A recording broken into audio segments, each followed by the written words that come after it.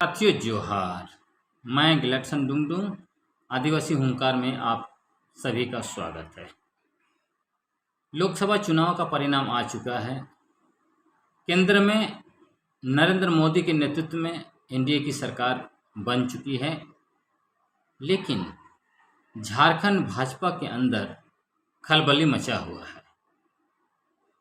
आप शायद सवाल कर सकते हैं कि जो पार्टी राज्य के 14 लोकसभा सीटों में से 8 सीटें जीत चुकी है, उसके अंदर खलबली क्यों मचनी चाहिए। लेकिन खलबली मचने का कारण यह है कि झारखंड में आदिवासियों के लिए आरक्षित लोकसभा की सभी 5 सीटें भाजपा हार चुकी है। यह दूसरी बार है जब आदिवासियों ने भाजपा को नकारा है। 2004 में भी लोकसभा के सभी आरक्षित सीटों में भाजपा का सुपड़ा साफ हो गया था। अब सवाल यह है कि आखिर आदिवासी भाजपा से विमुख क्यों हो रहे हैं। आदिवासियों का भाजपा से विमुख होने का सबसे बड़ा कारण है उनकी जमीन, जंगल, पहाड़, जल स्रोत, खनिज संपदा, जिसको एक लाइन में हम लोग कहते हैं जल जंगल जमीन। इसी जल जंगल जमीन को छीनकर पूंजीपतियों को, छोटे बड़े व्यापारियों को देने की जो प्रक्रिया रघुवर दास के सरकार के समय हुई, और उसके लिए उन्होंने जो करना था, जितना हद तक जाना था, वो सब कुछ किया। इसलिए आदिवासियों के मन में बैठ गया कि यह सरकार हमारा भला करने के लिए नहीं है, भाजपा हमारा कभी भी भला नहीं कर सकती है। ये लोग सिर्फ बड़ी बड़ी बातें करते हैं, सिर्फ जुमलेबाजी करते हैं। अब इसको हम थोड़ा विश्लेषण करें, थोड़ा विस्तार से समझने की कोशिश करें। आपको याद होगा, भारत का प्रधानमंत्री बनने के बाद नरेंद्र मोदी 15 दिसंबर 2014 को विधानसभा चुनाव प्रचार के सिलसिले में दुमका आए। उन्होंने दुमका और पटना की सभाओं में कहा कि भाजपा सरकार के रहते कोई माई का लाल नहीं है जो आदिवासियों की जमीन छीन सकता है। यह उनकी गारंटी थी आदिवासियों के लिए। आदिवासियों ने विश्वास किया, भाजपा को सत्ता दिया, यहाँ पे सरकार बनी भाजपा की। लेकिन सरकार बनने के बाद, मतलब 28 तारीख को शपथ ग्रहण हुई और 31 तारीख को रघुवर दास ने लैंड बैंक बनाने के लिए चिट्ठी जारी कर दिया, और देखते ही देखते 1 साल के अंदर राज्य के 21 लाख एकड़ जमीन, जिसको गैर मजरूआ बताया गया, आम और खास गैर मजरूआ, और सभी जमीन को 21 लाख एकड़ को लैंड बैंक में डाल दिया गया। अब यह 21 लाख एकड़ जमीन में आदिवासियों की सामाजिक, धार्मिक और वन भूमि, जिस पर उनको अधिकार मिलना था, वो सब कुछ को वहाँ पर डाल दिया गया। यदि हम कायदे से देखें तो चूंकि यह 5वीं अनुसूची इलाका है, जहाँ पे ग्राम सभा जो है कि वो शक्तिशाली बॉडी है, अपने ग्राम सभा से भी परमिशन नहीं लिया, परामर्श नहीं किया। यदि पेशा कानून का हम जिक्र करें तो पेशा कानून में परामर्श शब्द का वहाँ पे उल्लेख किया गया है। तो सरकार ने एमओयू किया पूंजीपतियों के साथ में, और ये जमीन उनके लिए सुरक्षित कर दिया। उसके बाद लैंड बैंक बनाने के बाद 2016 में जो है विनिवेश नीति लेके आ गए। मतलब कुल मिलाकर आप कह सकते हैं पूंजीपतियों को किस तरह से यहाँ के संसाधनों को सौंपा जाए उसके लिए उन्होंने नीति बनाया और उसमें बरही से बहरागोड़ा और रांची से पतरातू 2 बड़े कॉरिडोर का मतलब प्रस्ताव रखा। और ये दोनों बड़े कॉरिडोर में रोड के दोनों तरफ जो 4 लेन रोड बना है, दोनों तरफ 25-25 किलोमीटर एक्वायर करके वहाँ पे इंडस्ट्रियल कॉरिडोर बनाया जाना था। आप समझ लीजिए, जब ये 25-25 किलोमीटर अगर नापेंगे दोनों तरफ से दोनों कॉरिडोर में, तो लगभग 5 लाख एकड़ जमीन जो है कि चला जाता। लेकिन मुश्किल यह था कि सीएनटी और एसपीटी मतलब छोटा नागपुर काश्तकारी अधिनियम 1908 और संथाल परगना अधिनियम 1949 के रहते जमीन एक्वायर करना मुश्किल हो रहा था। और मुश्किल क्यों हो रहा था? क्योंकि land acquisition rehabilitation and resettlement act उसका सेक्शन 10 में यह प्रावधान किया गया था कि कृषि भूमि को आप जब तक जरूरत नहीं है तब तक आप नहीं ले सकते हैं। अगर आप लेंगे तो दूसरे जगह जमीन देना पड़ेगा, रिहैबिलिटेशन करना पड़ेगा, वो अलग मसला है, मुआवजा देना पड़ेगा, वो अलग मसला है। तब इन्होंने वहाँ पे व्यापारियों का दिमाग चलाया और वो दिमाग लगाया कि झारखंड का जितना भी जमीन है जब चाहे कृषि भूमि को गैर कृषि घोषित कर दें।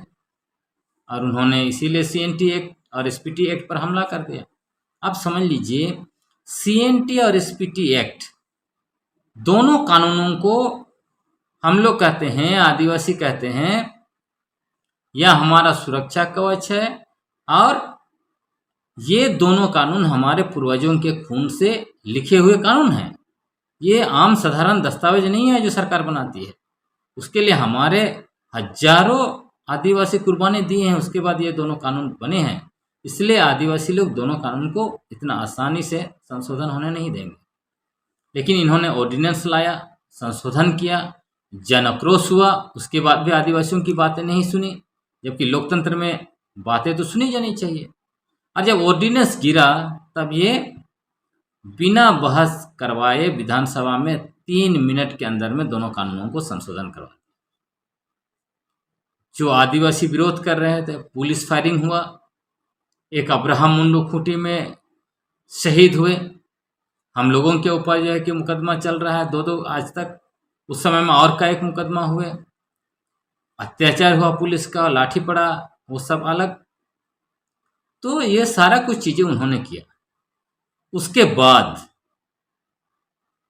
ग्लोबल इन्वेस्टर समिट का आयोजन किया रांची में 16-17 फरवरी 2017 को। दुनिया भर से 11,200 पूंजीपतियों को लेके आए। 3 लाख करोड़ से ज़्यादा का मतलब इन्वेस्टमेंट का एमओयू हुआ, 210 एमओयू साइन किया गया। और स्पष्ट संदेश लोगों के पास गया कि भाजपा सरकार किसी भी कीमत पर हमारी जमीन को लूटना चाहती है। और इसके साथ जब आप देखेंगे ये हुआ तो उनको लगा कि शायद आदिवासियों को एक बार फिर से धर्म के नाम से तोड़ना चाहिए। धर्मांतरण कानून लेकर आए। उन्होंने यहाँ तक कहा कि हम जो है कि सरना कोड 2022 तक देंगे। लेकिन आदिवासी इनकी मानसा को समझ गए थे, तो निरंतर कॉरपोरेट के हित में काम कर रहे थे। और इसी बीच में आप देखेंगे पत्थलगड़ी आंदोलन हुआ। जब पुलिस फायरिंग हुआ, अब्राहम मुंडू मारे गए, तो लोग आदिवासियों के अंदर डर भय हो गया, चिंता लोगों में आया कि हम अपनी जमीन बचा कैसे रख सकते हैं जब सरकार ही लूटना चाहती है, पूंजीपतियों को देना चाहती है, उसके लिए जो करना है वो कर रही है। तब जो है पत्थलगड़ी आंदोलन हुआ, जिसके बारे में आप जानते हैं। पत्थलगड़ी आंदोलन में सिंपल सा बात यह था कि गांव के आदिवासियों ने अपने गांव के मुहाना में पत्थलगड़ी किया, लगभग 200 गांवों में, और कहा कि यह हमारा गांव है, यहाँ आना है तो आप पूछ के आइए। तो सरकार को लगा कि एमओयू हमने पूंजीपतियों के साथ किया है, अब सर्वेयर गांव में जाएंगे, उनको सर्वे करने नहीं दिया जा रहा था। तो सरकार को दर्द हो गया। उन्होंने पुलिस अत्याचार किया जम के, वहाँ भी जो है कि बिरसा मुंडा शहीद हुए। उसके बाद जो है कि 11,100 लोगों पर देशद्रोह का मुकदमा हुआ। यह आज़ाद भारत के इतिहास में पहला ऐसा मुकदमा था देशद्रोह का, जहां इतने लोगों पर एक साथ देशद्रोह का मुकदमा हुआ। 115 लोगों को जेलों में डाल दिया गया। पुलिस अत्याचार हुआ सो अलग हुआ। सो इतना सारा अत्याचार आदिवासियों पर किए। तो कुल मिलाकर रघुवर दास के शासनकाल से आदिवासियों के अंदर एक स्पष्ट अवधारणा बन गई कि भाजपा आदिवासियों को धर्म के नाम पे, सरना ईसाई के नाम से आपस में लड़वाना चाहती है। आदिवासी एकता को तोड़कर उनका सिर्फ यही मकसद है कि आदिवासियों के पास जो भी बचा हुआ जल जंगल जमीन को लूटकर पूंजीपतियों को, व्यापारियों को सौंपना इनका मकसद है। आदिवासी अब भाजपा से इतना ज़्यादा नाराज हैं कि इसको ठीक कर पाना भाजपा के लिए बहुत आसान नहीं होगा। अब दूसरा बड़ा कारण मैं देखता हूँ वो है आदिवासियों का सामाजिक पहचान, या उसको कह लीजिए मूल पहचान।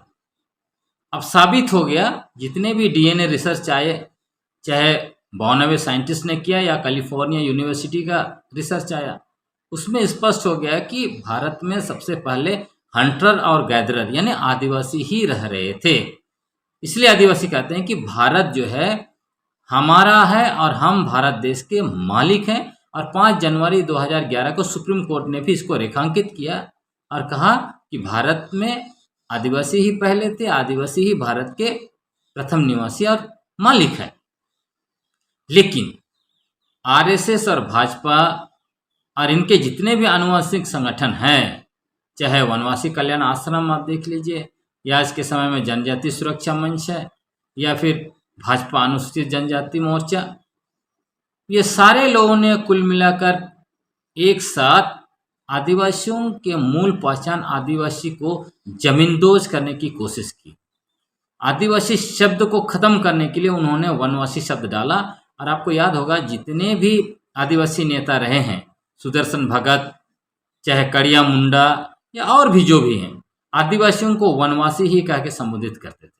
लेकिन जब इसका जोरदार हम लोगों ने प्रतिकार किया, तब उसके बाद में वो आजकल वनवासी शब्द को छोड़कर जनजाति बोलते हैं और आदिवासी शब्द भूल जाए आदिवासी, इसलिए अब आदिवासियों को जनजाति शब्द में फिक्स करना चाहते हैं। भारत के प्रधानमंत्री नरेंद्र मोदी ने इसके लिए जनजाति मंत्रालय को इस काम में लगाया और धरती आबा बिरसा मुंडा के जन्म दिवस के अवसर पर पूरे देश में जनजाति गौरव दिवस मनाना इन्होंने शुरुआत की। ये आदिवासी पहचान को ही मटियामेट करने का एक बहुत बड़ा सरकारी आयोजन है। अब 9 अगस्त को हम आदिवासी लोग आदिवासी दिवस मनाते हैं। हम कहते हैं, हम गर्व से कहते हैं आदिवासी हैं, सभी आदिवासियों को कहते हैं गर्व से कहो हम आदिवासी हैं।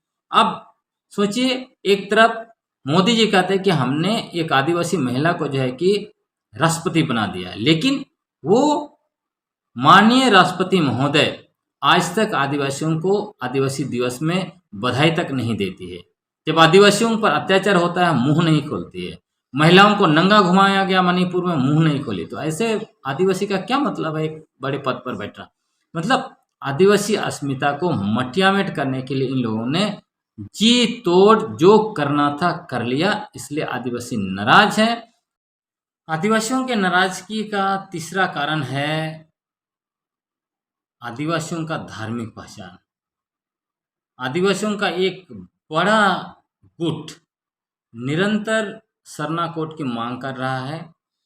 और आपको याद होगा ब्रिटिश हुकूमत के समय में जनगणना में आदिवासियों के लिए अलग कॉलम था, लेकिन जैसे ही भारत आज़ाद हुआ उस कॉलम को हिंदू में मर्ज करते हुए आदिवासियों की धार्मिक पहचान को मटियामेट कर दिया गया।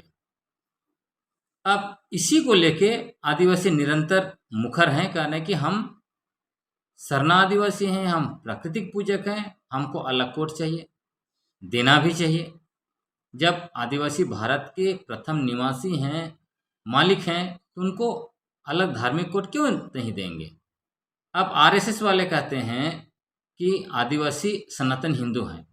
आप सोच लीजिए, आदिवासियों का अस्तित्व 65 से 80 हजार बताया जा रहा है। मतलब उससे पहले भी जो अस्तित्व था, लेकिन उनके वंशज बचे नहीं बचे इस पर बहुत सवाल है। आज तक डीएनए से साबित नहीं हो पा रहा है। लेकिन अभी जो भी आदिवासी हैं उनका कम से कम अस्तित्व 65 से 80 हजार साल का है। अब आर्यों का अस्तित्व सिर्फ जो है 4000 साल का है। तो आप समझ लीजिए कि जिस सनातन हिंदू धर्म को मानने वाले लोगों का अस्तित्व भारत में सिर्फ 4000 साल पुराना है, वो कैसे दावा कर सकते हैं कि आदिवासी हिंदू हैं। इसीलिए आदिवासी अपना अलग पहचान की मांग कर रहे हैं, लेकिन आरएसएस वो निरंतर नकारते रहती है। अब जब सरना कोड की मांग चली, झारखंड सरकार ने विधानसभा से पारित करके केंद्र में भेज दिया।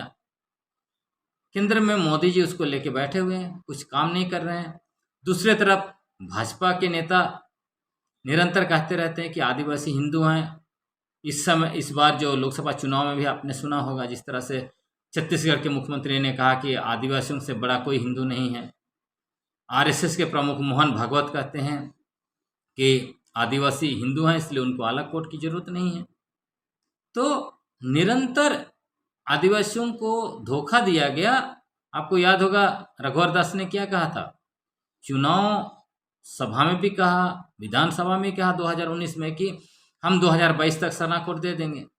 तो जिस तरह से मजाक किया गया, उसके साथ साथ सरना आदिवासियों का धार्मिक स्थल सरना स्थल, देसौली, जहरथान और हजारों की संख्या में उसको लैंड बैंक में डाला गया। मैंने स्टडी किया, सिर्फ खूंटी जिला का, एक जिला का जो है 541 सरना स्थल का 488 एकड़ जमीन को जो है कि लैंड बैंक में डाल दिया गया। तो यह सरना आदिवासियों के साथ भारी अन्याय है। और इसी बीच चुनाव प्रचार में राहुल गांधी आए और उन्होंने कहा कि यदि हमारी सरकार आती है केंद्र में तो हम सरना कोड देंगे। तो ये एक अलग तरह का, भाजपा से नाराज थे सरना आदिवासी, और फिर उनको एक रोशनी दिखाई देना कहीं से, आशा की का किरण दिखाई देना कहीं से, तो इसलिए वो जो है कि भाजपा के खिलाफ कैंपेन किए। और भाजपा का गढ़, खासकर जो लोहरदगा लोकसभा सीट को माना जाता है, वहाँ पे जो है कि भाजपा का सब सुपड़ा साफ हो गया। तो ये सरना कोड को नकारना, खासकर सरना आदिवासियों की धार्मिक पहचान को नकारना भाजपा के लिए बहुत भारी पड़ रहा है। अब एक बड़ा कारण जो है वो आदिवासियों का सत्ता छीनना भी है। आपको याद होगा, जैसे ही यहाँ भाजपा की सरकार 2014 में बनी, झारखंड की राजनीतिक परंपरा को तोड़कर एक गैर आदिवासी को मुख्यमंत्री बनाया गया। अब आदिवासी को मुख्यमंत्री बनाने की राजनीतिक परंपरा की शुरुआत कैसे हुई और क्यों हुई? यह इसलिए हुई क्योंकि आपको याद होगा 1940, 50 और 60 के दशक का आदिवासी आंदोलन देख लीजिए। जो झारखंड अलग राज्य का आंदोलन वो 3 दशक में हुए, उस समय में आप देखेंगे आदिवासियों ने ही आंदोलन शुरू किया, और उस जमाने में सिर्फ और सिर्फ आदिवासियों ने ही आंदोलन किया। और बाद में जो है आपको 90 के दशक में मूलवासी जुड़े और झारखंड बना। लेकिन यदि 60 के दशक में ही झारखंड बन चुका होता तो उसमें झारखंड के निर्माण में सिर्फ और सिर्फ आदिवासियों का ही योगदान होता। और यही वजह है कि झारखंड एक अनऑफिशियली लेकिन आदिवासी राज्य के रूप में माना जाता है, जाना जाता है, और इसीलिए झारखंड में निरंतर आदिवासी ही मुख्यमंत्री रहे हैं। लेकिन आदिवासियों के मुख्यमंत्री रहते एमओयू तो बहुत हुए। अर्जुन मुंडा ने नेहरू से भी ज़्यादा एमओयू किया, लेकिन उन्होंने टोटल 56 एमओयू किया था अपने शासनकाल में। लेकिन वो पूंजीपतियों को जमीन नहीं दिला पाए। उस जमाने में हम लोगों ने बहुत आंदोलन किया। इससे यह समझ में आ गया पूंजीपति और भाजपा इनका एक बड़ा गठजोड़ है। इन लोगों को समझ में आया कि आदिवासी मुख्यमंत्री रहते आदिवासियों को मार देना, उनके ऊपर अत्याचार करना इतना शायद संभव नहीं होगा उनका जमीन लूटने के लिए। इसीलिए एक षड्यंत्र के तहत अर्जुन मुंडा को हराया गया और गैर आदिवासियों को मुख्यमंत्री बनाया गया। इससे यह स्पष्ट संदेश गया आदिवासियों के बीच में कि भाजपा आदिवासियों का सत्ता छीनकर गैर आदिवासियों को सौंप दिया। और उसके बाद जब 2019 में इनकी सत्ता चली गई और हेमंत सोरेन मुख्यमंत्री बने, तो एक फर्जी केस में 8 एकड़ 8.5 एकड़ का जमीन का एक फर्जी केस में उनको जो है कि जेल में डाला गया। तो एक तरह से आदिवासियों का सत्ता छीनना और दूसरी तरह से एक आदिवासी मुख्यमंत्री को झूठा आरोप उसके ऊपर लगाकर उसको जो है जमीन लुटेरा बताकर जेल में डालना, ये आदिवासियों को रस नहीं आया। और जब हेमंत सोरेन बाहर आए, जब विधानसभा में उनको अवसर मिला, तो उन्होंने इस बात को बोला। उन्होंने बहुत जबरदस्त भाषण देते हुए कहा कि मनुवादी ताकतें नहीं चाहते हैं कि एक आदिवासी जो है कि मुख्यमंत्री बने, वो जो है कि बड़ा कोई होटल में रहे, जहाज से उड़े, वो बड़े बड़े जगह में जाए, अच्छा अच्छा कपड़ा पहने। ये लोग सिर्फ चाहते हैं कि वो जंगलों में रहे। तो इससे आदिवासियों के बीच में स्पष्ट संदेश गया कि भाजपा नहीं चाहती है आदिवासियों का भला, वो सिर्फ उनका जल जंगल जमीन को छीनना चाहती है, उनका सत्ता छीन के गैर आदिवासियों को सौंपना चाहती है, यही उनका मकसद है। यह भी एक बहुत बड़ा कारण रहा। उसके अलावे कुछ ऐसे जो तत्कालिक कारण रहे जिस पर मैं आपसे चर्चा करना चाहता हूँ। चाहे आप देखिए मणिपुर की घटना को आप देख लीजिए। मणिपुर में जिस तरह से आदिवासी महिलाओं को नंगा घुमाया गया, उनके साथ बलात्कार किया गया और भाजपा ने कोई कार्रवाई नहीं किया। उसके साथ साथ ये अब मध्य प्रदेश में एक भाजपा नेता ने ही आदिवासी पर पेशाब किया, ये पेशाब कांड आया। और उसके साथ साथ यहाँ छत्तीसगढ़ में एक तरह से डीलिस्टिंग के नाम पर आदिवासियों को आपस में लड़वाया, सत्ता हाथी आया, आदिवासी को मुख्यमंत्री जरूर बनाया, लेकिन एक सप्ताह के अंदर हसदेव जंगल को छीनकर अडानी को दे दिया। और इसके लिए वो क्या कहते हैं कि पिछली सरकार ने एमओयू किया था। यदि आप आदिवासियों का भला चाहते तो एमओयू रद्द कर सकते थे। आप तो संविधान में अनुच्छेद 370 और जो है कि अनुच्छेद 35A जैसे जो इतने प्रावधान जो है हिस्टोरिकल है, उसको आप हटा सकते हैं। तो एक छोटा सा जो है कि एग्रीमेंट को क्यों नहीं हटा सकते हैं? यदि आप आदिवासियों का हित चाहते हैं। तो आदिवासियों को समझ में आ गया कि जो आदिवासी भाजपा को छत्तीसगढ़ में वोट दिए, उन्हीं आदिवासियों पर पुलिस अत्याचार किया गया। और देखिए मतलब हद यह है, ये इसको आप हास्यास्पद बोल सकते हैं, आदिवासियों ने हसदेव जंगल को बचाया। यदि वो एक पेड़ काटते हैं तो उनको जेल में डाल दिया जाता है। अडानी के लिए 2 लाख पेड़ों को काटा जा रहा है और अभी पेड़ों को बचाने वाले आदिवासियों पर अत्याचार किया जा रहा है। यह भी एक संदेश किया। भाजपा ने अपने चुनावी घोषणा पत्र में कॉमन सिविल कोड लागू करने की बात की। इससे भी आदिवासी नाराज हुए, क्योंकि हमारा अपना परंपरा है, अपना कानून है हमारे। यदि कॉमन सिविल कोड लागू हो जाएगा तो आदिवासियों का संवैधानिक, कानूनी और पारंपरिक अधिकार खत्म हो जाएंगे, सब कुछ लूट लिया जाएगा। तो यह संदेश स्पष्ट गया है। उसके अलावे अब देखिएगा, वन संरक्षण अधिनियम 1980 को संशोधन करके वन संरक्षण संशोधन अधिनियम 2023 लाया गया। और अभी सरकार कोई भी जंगल को पूंजीपतियों को सौंप सकती है। आदिवासियों का अधिकार जो कि उसमें से खत्म हो जाएगा। तो इस तरह के जो वो लगातार आदिवासी विरोधी कदम उठाते रहे, उससे आदिवासी जो है कि नाराज हो गए। आदिवासियों को लगा कि भाजपा हमारा भला नहीं कर सकता है। और इसके अलावे मोदी और शाह के जो नासमझी बोलिए या गलत रणनीति कहिए या बेवकूफ़ी कहिए, हालांकि ये शब्द उपयोग करना सही नहीं रहेगा, उसके बावजूद क्योंकि पब्लिक डोमेन में है इसलिए मैं उपयोग कर लिया। तो इसकी वजह से क्या हुआ, उन्होंने कल्पना सोरेन जैसा एक स्टार जो है कि पैदा कर दिया, जो झारखंड में 3 महीना के अंदर यहाँ के जो भी इंडिया गठबंधन के नेता हैं उनके बीच गजब का समन्वय स्थापित की और वो ग्राउंड में कैंपेन की। झारखंड में हमने पहली बार देखा कि ये सारे लोग एक साथ जा रहे हैं। अमूमन क्या होता है, जब अलायंस बनती है तो बड़ी सभाओं में लोग एक साथ जाते हैं, नेता जाते हैं, लेकिन नुक्कड़ सभा, छोटी सभा, रात की मीटिंग, छोटी मीटिंग में नहीं जाते। कल्पना सोरेन ने गजब का समन्वय बनाया और वो सब चीज़ें कैंपेन जबरदस्त की। तो इसकी वजह से एक बड़ा मूव बना। हेमंत सोरेन का जेल के बीच में अलग हुलिया लेकर आना, वो भी एक इम्पैक्ट किया।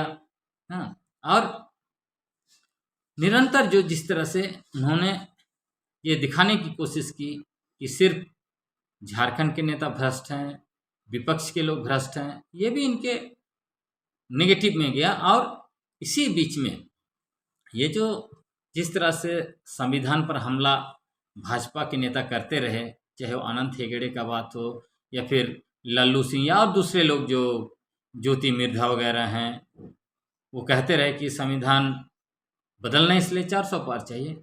वो भी इन इलाकों में बहुत काम किया और संविधान को लेके हम लोग निरंतर काम करते रहे हैं। लोगों के बीच जागरूकता हमने 5 साल से पहले ही ये सारा मैसेज लोगों के बीच है कि आदिवासियों को पता है यदि संविधान है तभी हमारे अधिकार सुरक्षित है। जिस दिन संविधान चला गया, हमारा CNTSPT कानून भी चला जाएगा, क्योंकि संविधान की 9वीं अनुसूची में डाला हुआ है। उसके अलावा आरक्षण का अधिकार चला जाएगा, हमारा जीवन जीने का अधिकार चला जाएगा, 5वीं अनुसूची चला जाएगा। तो जिस तरह से राहुल गांधी ने उसको अपने कैंपेन का हिस्सा बनाया, वो बहुत बड़ा इम्पैक्ट किया। एक तो हम लोग सोशल एक्टिविस्ट लोग कर ही रहे थे, और यहाँ के सोशल एक्टिविस्ट, आदिवासी एक्टिविस्ट जिस तरह से एक साथ आए, और बीच में वो डिलिस्टिंग का भी मामला लेकर आए RSS ने। और जब डिलिस्टिंग का मामला ये लोग लेकर आए तो आदिवासी लोग गोलबंद हो गए। 4 फरवरी को आपने देखा होगा कितना बड़ा जमघट मोराबादी मैदान में हुआ, लाखों आदिवासी आए, तो एक बड़ा माहौल बन गया और आदिवासियों के बीच स्पष्ट संदेश गया कि भाजपा आदिवासियों की हितैषी नहीं है। इसीलिए जो कि अभी भाजपा के नेता सदमे में हैं। अभी 6 महीना के अंदर में विधानसभा चुनाव होना है। ये विधानसभा चुनाव में आप देखेंगे कि इसका बहुत ज़बरदस्त असर पड़ेगा, क्योंकि एक तो कल्पना सोरेन आ गए, हो सकता है हेमंत सोरेन बाहर निकल के आ जाएंगे, तो ऐसे ही बड़ा कैंपेनर हो गया। उसके साथ साथ जितना माहौल बना हुआ है उसी माहौल में आगे जाना है। तो भाजपा को अब समझना पड़ेगा, आप सिर्फ एक दिखावा के लिए जुमलेबाजी करते हुए आदिवासियों का दिल कभी नहीं जीत सकते। क्योंकि भाजपा का झारखंड में, दूसरे राज्यों की बात मैं नहीं कर रहा हूँ, झारखंड में बहुत स्पष्ट हो चुका है। भाजपा को एक आदिवासी विरोधी पार्टी के रूप में कॉर्नर कर दिया गया है और भाजपा को उसमें से निकलना बहुत मुश्किल होगा। तो उम्मीद करता हूं कि आपको शायद एक अच्छा विश्लेषण समझ में आया और बाकी लोगों को भी समझ में आया, नेताओं को भी समझ में आया। हाँ, लेकिन ये भी समझना पड़ेगा, इंडिया अलायंस के नेताओं को भी मुगलते में नहीं रहना चाहिए। अगर वो भी गलती करेंगे तो उनके हाथ से भी जो आदिवासी हैं वापस दूसरी तरफ जा सकते हैं। अभी आदिवासियों का मूल है कि उनके संवैधानिक अधिकार, कानूनी अधिकार और पारंपरिक अधिकारों की रक्षा और आदिवासी पहचान, वो सामाजिक और धार्मिक पहचान, जल, जंगल, जमीन, ये सारे चीज़ों को आप सुरक्षित करेंगे, उसके लिए आप लड़ेंगे, उसके लिए आपका कमिटमेंट दिखेगा, आपके नीतियों में दिखेगा, सरकार के काम में दिखेगा, तो जरूर आदिवासी आपको हमेशा अपने दिल में बैठा के रखेंगे। बहुत बहुत धन्यवाद। जोहार।